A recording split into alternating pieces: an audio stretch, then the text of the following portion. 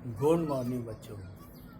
तो बच्चों, आज का हमारा टॉपिक है वैद्युत द्विध्रुव के कारण अच्छी स्थिति में विद्युत क्षेत्र की तीव्रता।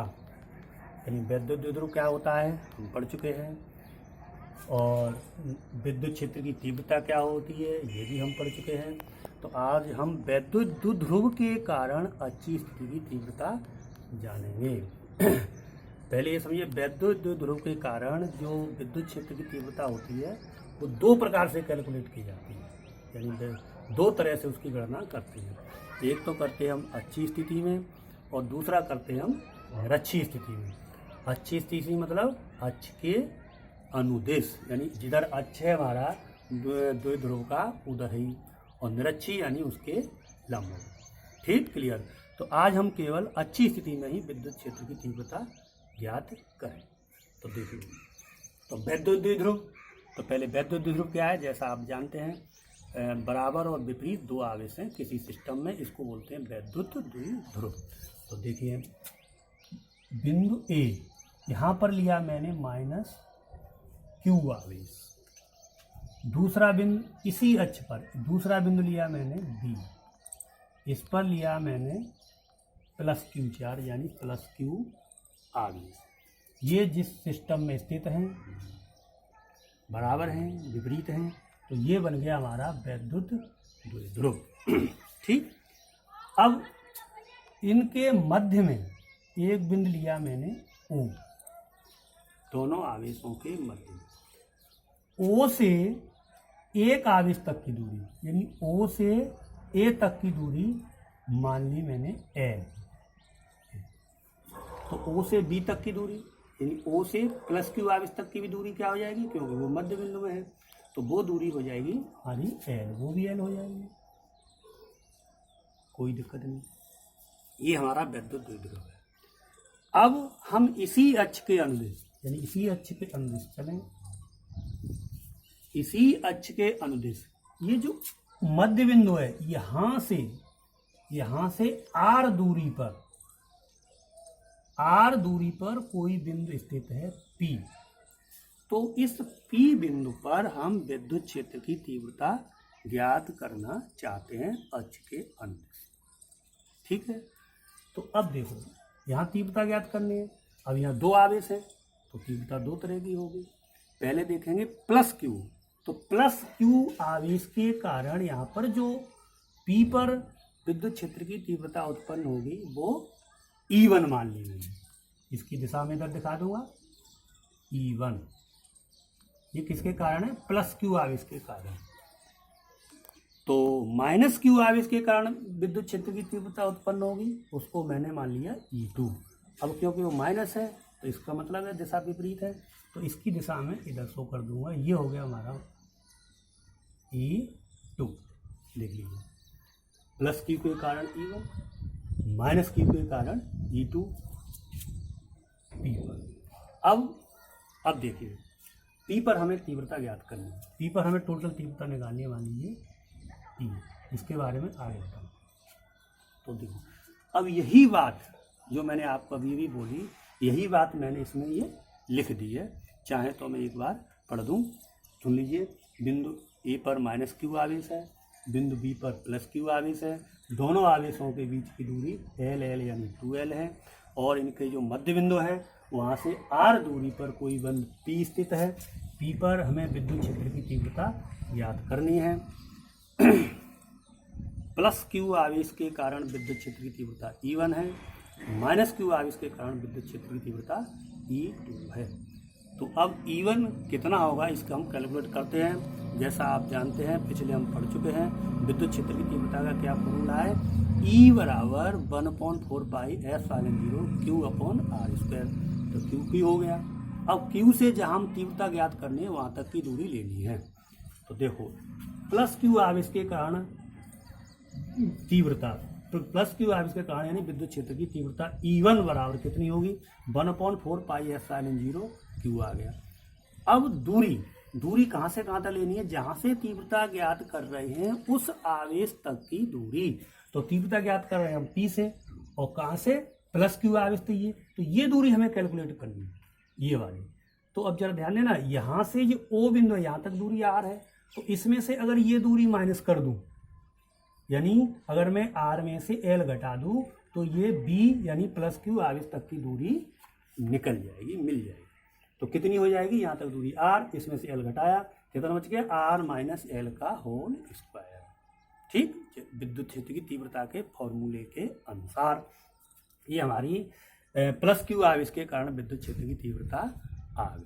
अब माइनस क्यू आवेश के कारण विद्युत क्षेत्र की तीव्रता E2 कितनी देखिए, 1/4 पाई एप्सिलॉन 0 क्यू। अब दूरी लेनी है P से कहाँ तक की, माइनस क्यू आवेश यानी A तक की दूरी हमको लेनी है। तो कैसे लेंगे, देखो यहाँ से दूरी यहाँ तक हो गई कितनी, R, यानी P से मध्य बिंदु O तक की दूरी हो गई R। अगर इसमें ये दूरी प्लस कर दूं तो A तक की दूरी यानी माइनस क्यू आवेश तक की दूरी निकल जाएगी, इसमें कोई प्रॉब्लम नहीं होनी चाहिए। तो ये होगी कितनी, R प्लस L का होल स्क्वायर। तो ये हमारी विद्युत क्षेत्र की तीव्रता के फॉर्मूले के अनुसार E1 और E2 आ गई। अब हम क्या करना है, प्लस क्यू आवेश के कारण तीव्रता आई, माइनस क्यू आवेश के कारण तीव्रता आई। अब हमें निकालनी है टोटल तीव्रता यानी परिणामी तीव्रता।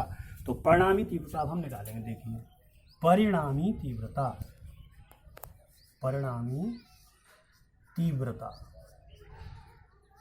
यानी E बराबर E1 माइनस E2। क्यों, देखिए क्योंकि ये बराबर यानी ये इधर विपरीत दिशाओं में, यानी E1 E2 की दिशा क्या होगी, क्योंकि आवेश भी प्लस माइनस है तो विपरीत दिशा में इनकी तीव्रता होगी, तो E1 माइनस E2। अब E1 माइनस E2 क्यों, क्योंकि E1 का मान E2 से अधिक होगा, क्योंकि प्लस आवेश के कारण है, तो इसलिए हम करेंगे E1 माइनस E2। अब E1 माइनस E2, तो E1 की वैल्यू यहाँ रख देंगे, E2 की वैल्यू यहाँ रख देंगे, तो हमें क्या मिल जाएगा, ठीक है। यानी हमें कुछ नहीं करना, केवल E1 E2 की वैल्यू यहाँ लगानी है। तो देखिए मैं लगाता हूँ, ध्यान से देखें जरा। E बराबर 1/4 pi epsilon 0 Q upon R minus L का होल स्क्वायर, E1 हो गया, माइनस E2, तो 1/4 pi epsilon 0 Q upon R plus L का होल स्क्वायर। ये हमने E1 और E2 की वैल्यू रख दी। अब इसको केवल हमें गणित के हिसाब से सॉल्व कर रहा है इसके, देखिए तो क्या करेंगे, देखो 1/4 पाई एप्सिलॉन 0 और 1/4 पाई एप्सिलॉन 0 ये कॉमन आ गया, और क्या कॉमन आया, Q यहाँ भी है, Q यहाँ भी है, तो Q कॉमन आ गया। तो ये Q और 1/4 पाई एप्सिलॉन 0 कॉमन ले लेंगे अगले स्टेप में। तो अगले स्टेप में भी कॉमन ले रहा हूँ, जरा देखिए। यानी E बराबर 1/4 पाई एप्सिलॉन 0 Q। तो कॉमन लेने के बाद क्या बचेगा, देखो ये कॉमन चला गया, यहाँ बच गया R माइनस L का होल स्क्वायर, तो यहाँ पर बचेगा R प्लस L का होल स्क्वायर अपॉन में। तो ये मैं लिखता हूँ 1/R माइनस L का whole square minus 1/R plus L का होल स्क्वायर। ठीक, अब ये माइनस है तो इनको लघुत्तम ले लेंगे, लघुत्तम लेके घटा देंगे, तो घटाइए। तो E बराबर 1/4 पाई एप्सिलॉन 0, एलसीएम आया, एलसीएम देखिए R माइनस L का whole square into R plus L का होल स्क्वायर। तो अब देखो R माइनस L का whole square, R minus L का होल स्क्वायर, ये भाग देंगे तो ये कट जाएगा, बचेगा R प्लस L का whole square. R plus L के होल स्क्वायर से 1 से गुणा करेंगे तो यही मिल जाएगा, क्या मिला, R प्लस L का whole square minus R plus L का होल स्क्वायर से R प्लस L का होल स्क्वायर कट गया, बच गया R minus L। R minus L का इससे 1 से गुणा करेंगे तो कितना आ जाएगा, R माइनस L का होल स्क्वायर। ये बचा, घटा के। अब देखो बच्चों, तो E बराबर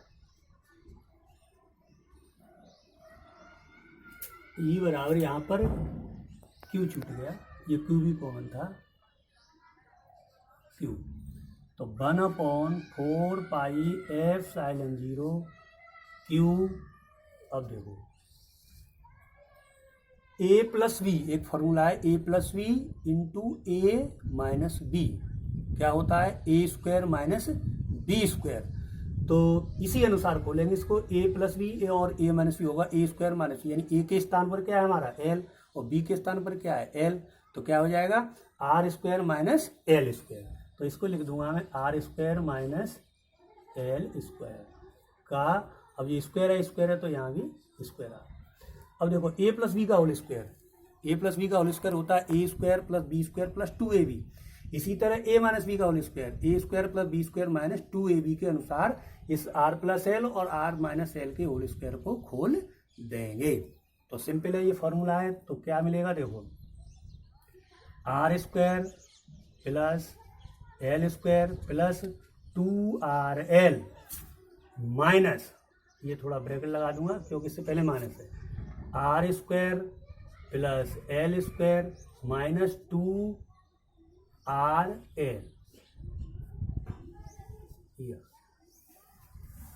तो नेक्स्ट लाइन में देखिए, ई बराबर 1/4πε0 क्यू।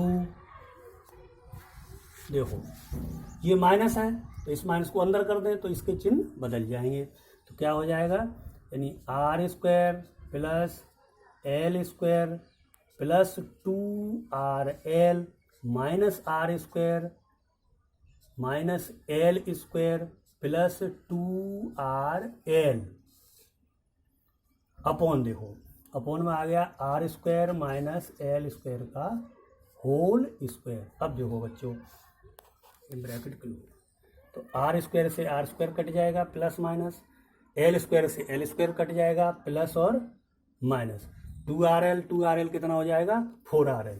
तो अगली लाइन में लिखूंगा मैं ई बराबर 1/4πε0 क्यू अपॉन, ये हो गया 4rl।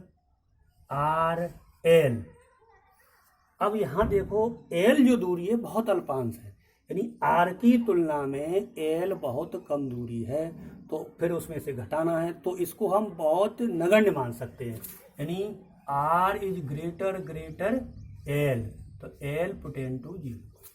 अब देखो यहाँ l 0 हो गया, ये 0, क्या बचा आर स्क्वायर, और आर स्क्वायर पर ये स्क्वायर है तो कितना हो जाएगा गुणा हो जाएगा, यानी r4। तो ई बराबर 1/4πε0। अब देखो 2, ये 4 है, 4 को मैं 2 × 2 लिख दूंगा तो ये हो जाएगा 2q और क्या है ये l × r और ये क्या था r4। अब देखो r है ये r4 है तो इससे एक पावर इसकी कम हो जाएगी यानी r3, और 2ql जैसा क्या है विद्युत द्विध्रुव आघूर्ण, विद्युत ध्रुव आघूर्ण का फॉर्मूला क्या है, यानी विद्युत P बराबर क्या होता है 2ql। तो ये विद्युत द्विध्रुव आघूर्ण फॉर्मूला होता है P बराबर 2ql, तो 2ql की जगह आ जाएगा P। तो E बराबर 1/4πε0 2, यहाँ पर ये 2 छूट गया, इसको कर दे 4 था ना, तो ये 4 × 2, तो 2ql ये बन गया P, तो ये आ गया P और ये 2 अपॉन ये कितना रह गया R3। एक बार फिर लिख दे रहा हूँ, E बराबर 1/4πε0 यानी 2p/r3। तो ये निकल करके आ गया विद्युत द्विध्रुव के कारण अच्छी स्थिति में उत्पन्न विद्युत क्षेत्र की तीव्रता क्या होती है, E बराबर 1/4πε0 2p/r3। Thank you.